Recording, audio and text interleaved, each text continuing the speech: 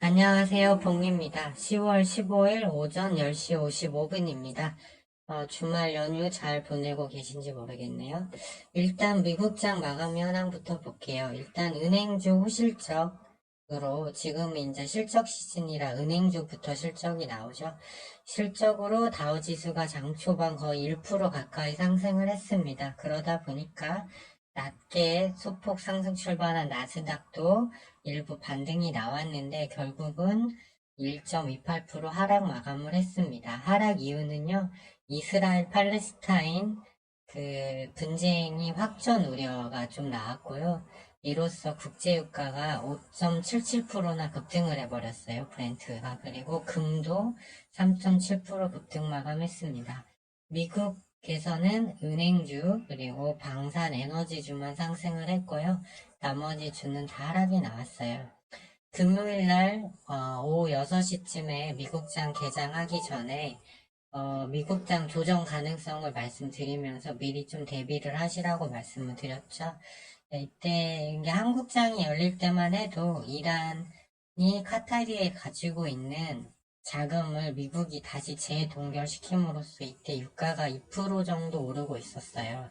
그래서 이 자체로 이란을 자극했기 때문에 저는 악재라고 봤고, 그리고 금요일 장 마감 후에 국내 코스닥 시총이 제일 높은 에코프로 그룹주들이 실적 쇼크가 나왔기 때문에 이런 말씀을 일단 드렸는데, 초반에 오르고 있길래 좀 올라주나 했는데 역시나 하락 마감했습니다. 지금 미국은 실적 시즌이긴 분명하지만 28 분쟁이 더 큰 영향을 중시에 영향을 주는 모습입니다. 주식은 때로는 비합리적인 시장이라고도 하는데 심리적인 게 더 영향을 주거든요. 일단 지금까지 나온 뉴스를 정리해보면 사우디가 일단 팔레스타인 지지 선언을 했고요. 이란, 그 다음에 이란이 아니죠. 이거 못하났네요. 네, 지금 이제 사우디가 그 국교 정상화 시도를 그 미국 주도로 일단 하고 있었는데 이것이 일단 중단이 됐습니다. 그래서 일단 빈살만이 좀 슬기롭게 대처를 하는 것 같아요. 일단은 이 사태 진화가 먼저기 때문에 사우디는 미국이 꼭 필요한 건 사실이지만 일단은 그런 분위기가 아니기 때문에 일단 이렇게 했습니다. 그러나 국제 유가는 이란, 카타르 자금 동결을 시작으로 오름세를 보이다가 이팔 분쟁 확산 우려가 더 커지면서 하루 동안 굉장히 많이 급등을 해서 마감을 했어요. 중국, 미국, 유럽, 사우디는 모두 지금 중대 유럽을 하고 있습니다. 그때 이 사태가 처음 발생했을 때, 그 세계 강대국들은 전쟁 확산을 원하지 않는다고 말씀드렸어요. 그러면 이제 다 죽는 거죠. 만약 중동 3차 전쟁이 발생하면 이건 오일 쇼크가 온다고 봐야 되기 때문에 그러면 이제 거의 금융위기급 위기가 온다고 보시면 돼요. 하지만 이걸 다 원하지는 않고 있죠. 그러나 이번에 이스라엘 민간인이 너무 많이 죽었어요. 보통 하마스하고 이런 분쟁이 있을 때 제일 많아야 100명인데 이번에는 SNS로 그게 다 공개가 되고 이렇기 때문에 가자지구 이제 여러 이제 주말 동안 제가 중동 전문가, 군사 전문가 많은 사람들을 이제 좀 모니터링 해본 결과 거의 뭐 8, 90%의 전문가들이 가자지구 지상전 공격은 이미 피할 수 없다. 이제 이런 의견을 내는 상황입니다. 그래서 제가 일전 영상에는 이스라엘 군도 들어가면 피해가 많기 때문에 좀 딜레마가 있다고 했는데 좀 오늘까지 나온 뉴스를 보니까 거의 지상 공격은 이제 기정사실화 되는 분위기입니다. 그래서 민간인 대피 시간을 한 1일 정도 줬다가 지금 추가로 연장을 해줬는데 현재 종료된 상태고요. 그 다음에 이스라엘의 안식일이 지금 지났습니다. 이스라엘 현지 시간은 한국보다 7시간 느립니다. 근데 방금 2시간 전에 또 속보가 나왔습니다. 이란이 가자지구 공격 시 통제불능 상황을 이란이 경고했어요. 이 얘기는 뭐냐면 이스라엘 국민이 많이 죽었으니까, 이제 지상군 공격을 하는 건 어느 정도 용인할 수 있지만, 같은 이슬람 민족인 민간인이 많이 사망할 경우에는 자, 이란이 직접 개입할 리는 없고 이란의 지원을 받는 헤즈볼라, 뉴스 보시면 헤즈볼라 얘기가 계속 나오죠.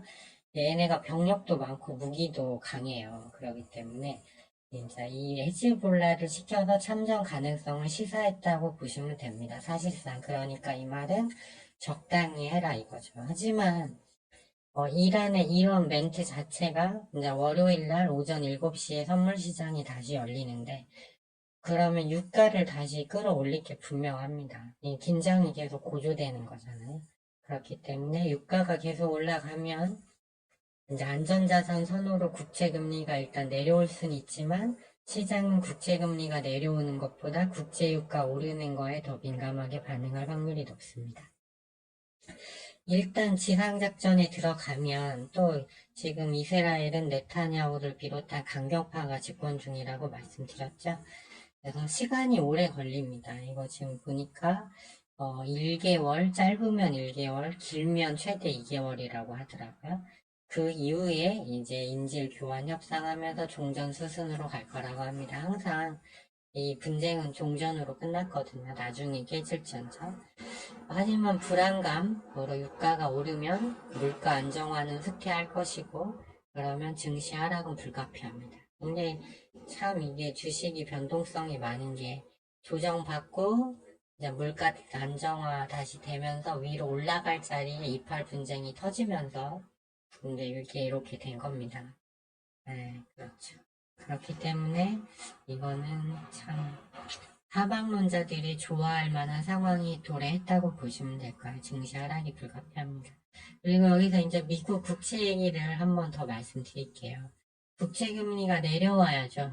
그래야 증시가 올라가죠. 그런데 10월에서 12월까지 미국 장기채 발행 물량이 금액이 계속 커지고 있어요. 이게 미국 예산을 만들어야 되니까 국채를 팔아서 예산으로 쓰는 거죠. 지난주 목요일 잘 오르던 나스닥이 중간에 확 상승폭을 줄인 이유가 30년물 국채금리 입찰을 했는데 예측보다 낙찰금리가 높았던 거잖아요. 그만큼 수요가 적었다는 뜻이에요. 사줄 사람이 없었다는 거죠.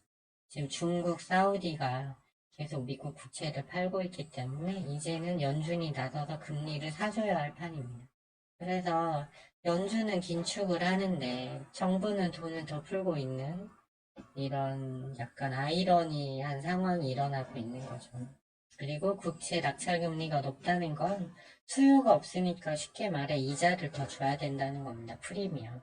그래서 금리 상승 요인이 불씨로 남아 있는데 그나마 물가가 계속 내려와야 이 많은 국채 발행 물량에도 이제 조금 국채 금리가 더 치솟지 않고 안정화가 될 수 있는데 지금은 이제 전쟁 이슈로 유가가 올라가 버리면 이제 다 도루묵 되는 겁니다. 그래서 상황이 지금 일단 지상전이 들어가면 1, 2개월 정도 걸리기 때문에 증시에는 이때는 좋을 리가 없겠죠, 증시가. 그래서 이게 지금 문제가 됐습니다. 반대로 우크라이나의 지원은 뒷전이 된 상황입니다.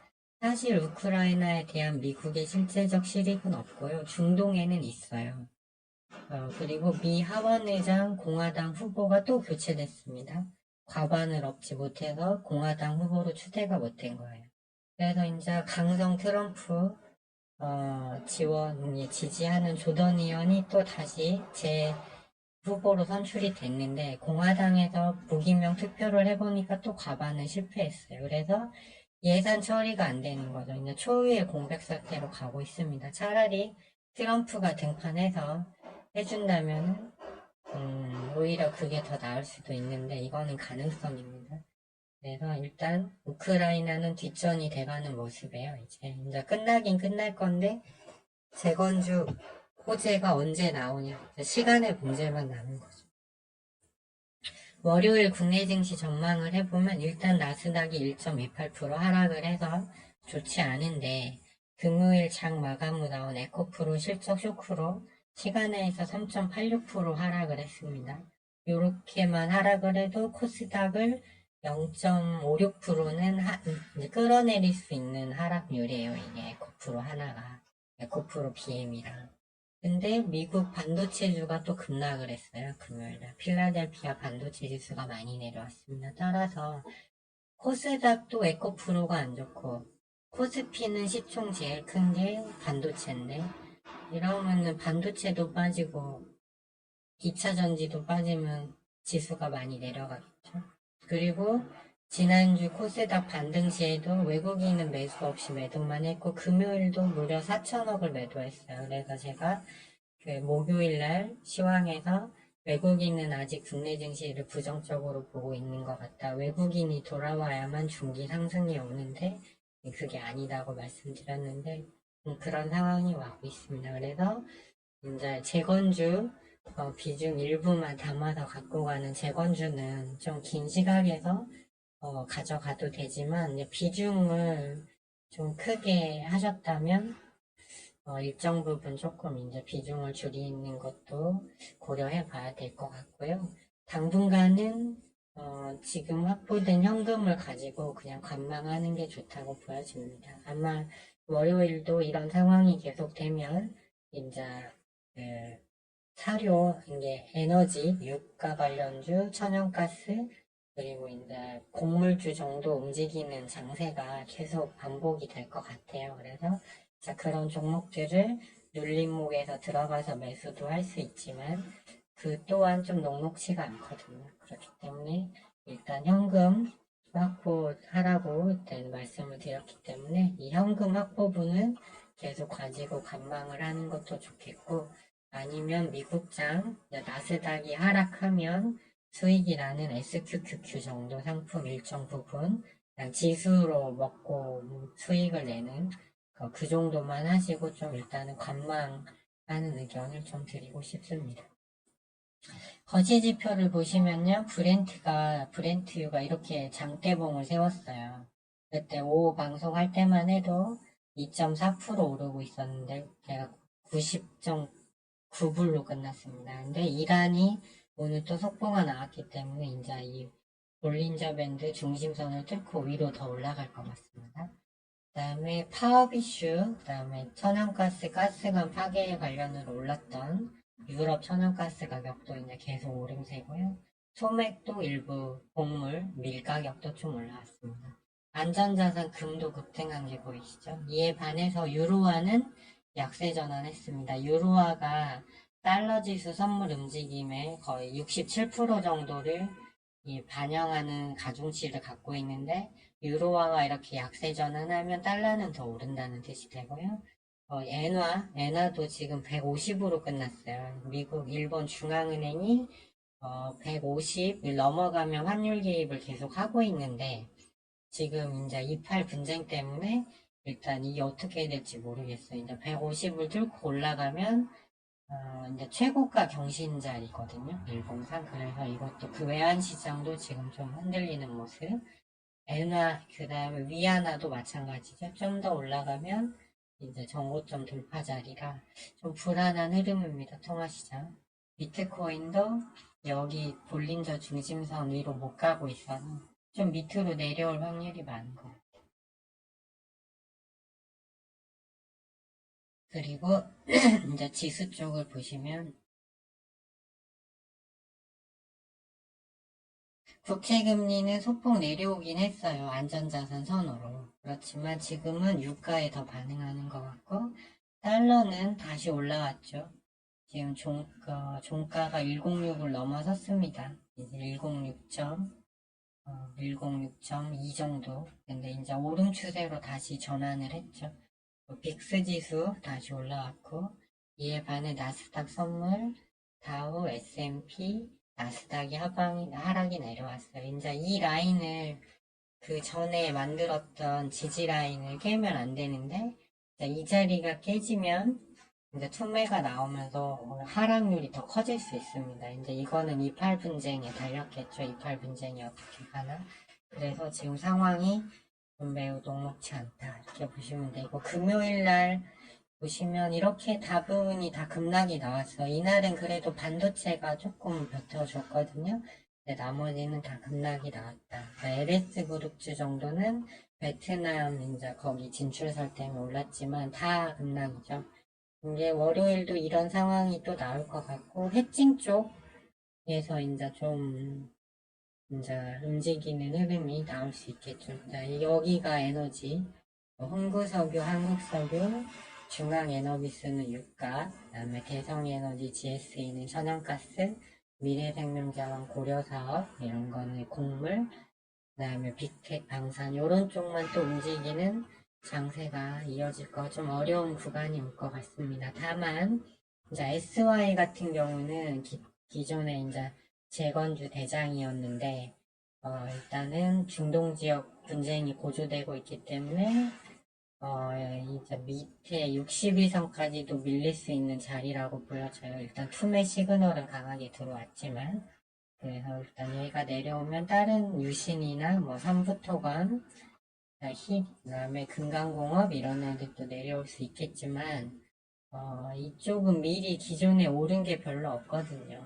그렇기 때문에 이제 이쪽 SY만큼은 많이 내려가진 않을 것 같아요. 그러니까 이쪽은 그냥 비중 일부 담아놓으신 거면 기다리다가 나중에 상황 봐서 밑에서 추가 매수해서 평단 낮추는 전략으로 가면 되지 않나 싶고요.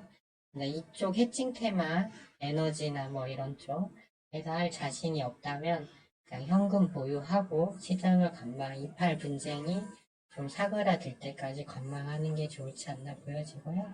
선물 시장이 중요한데 여기서 이제 21선 깨고 내려왔다가 반등 나오다가 요 21선까지 못 갔는데 이제 여기서 다시 이 61선을 깨고 내려가면 또 밑으로 잠기는 거거든요. 그렇기 때문에 상황이 수급적인 거 이런 거 좋지 않고 에코프로가 지금 보면 일봉상 여기서 계속 반등 저도 이 21선을 돌파를 못하고 계속 내려가는데 월요일날 개발학을 하겠죠 이제. 그러면 코스닥 지수가 많이 밀린다.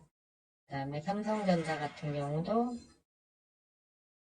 지금 21선을 회복하지 못했는데 미국에서 필라델피아 반도체 지수가 많이 하락했으니까 또 66,000원 저점 테스트를 하겠죠. 그래서 좀 좋지 않은 상황입니다. 그래서 이렇게 주말에 분석해드린 시황을 참고하셔서 대응을 하셨으면 좋겠고요.